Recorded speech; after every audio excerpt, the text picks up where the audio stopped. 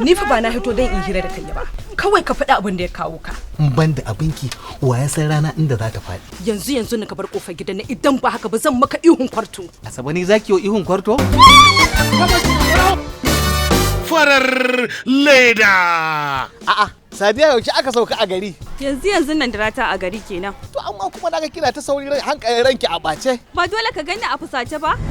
Hajiya uwani, ya kuma za ki kulle gidan? Abokiyar zaman taki bata nan ne? Kwarai kuwa. Ashe cin amana ƙawarki kika yi. Akan me zaka danga shige wa mijina? Gani ne yana wanke da kansa. Na karba na taya shi abin da ya kamata keki. Kowa ya tsaya iya matsayinsa, ba ma buƙatar gwani taimako daga gurinki. Ai kawai dan ni banza ne, amma da tunani zan zama mijin naki. Ni ma fa yar zamanin nan ce, ba za ka iya raina min hankali ba. Ai kawai ka tsaya ka more rayuwarka. Farar leda. Zan je in fara gamawa da su tukunna in dawo ke tunda gidanmu ɗaya da ke, zan yi maganin ki ne tunda ke ta tsohuwar munafuka. Ni ba ki ba ajiyar jaka. Wallahi kudin ma sai in ya gargala sun sa musu ashana, kyanta ashana an kone. Kana kashe ta. Ke haba me haka? Ya isa dan Allah. Yanzu zan sa DPO ya tafi ya daure ki. Sai na bi gidajen unguwan nan gaba ɗaya na kona shi da wuta. Kai, ka fi jira.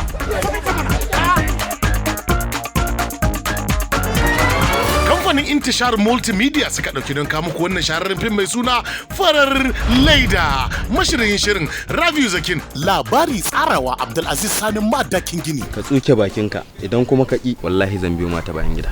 Na gaji da wannan masifa. 350. A wannan gunduma ta maka nuna min gidan 350. To billahi allazi la ilaha illa hu kinta roma. To shikenan ba komai, za ka yi bayani a police station. Kai raka da ki, ka samu shi a Farar leda.